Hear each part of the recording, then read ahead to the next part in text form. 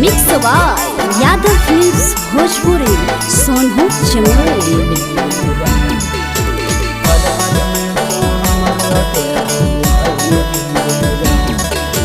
हमारा के छोड़ के जानू जाय के ससुररिया, पल भर में तो हमरा के भूलनी गे जान।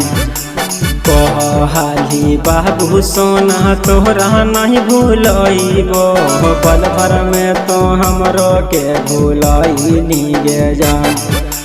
हमारा के छोड़ के जानू जाय के ससुररिया, पल भर में तो हमरा के भूलनी गे जान।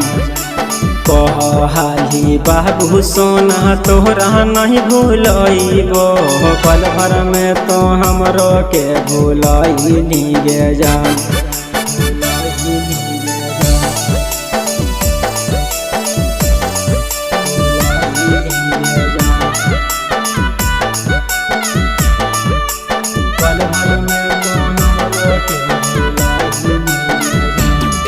आगे रतिया भर मिलल झूलल भूली गेन्ही गे बतिया,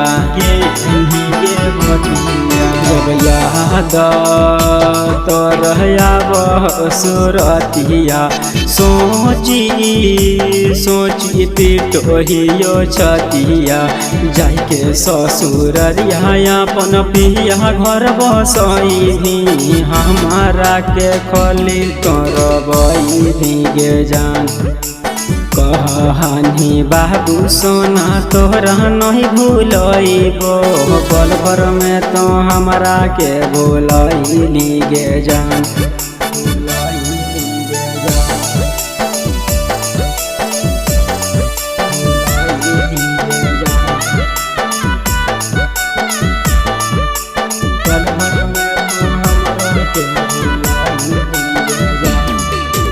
तोहरा बिना लागे नहीं मना, मोरिए जइबो तोहरे करनावा।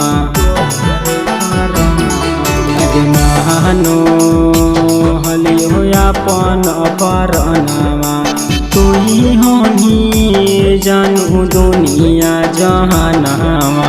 आशिक में ताबुल के जियते रहबी, नजर न कहियो तयबी गे जान।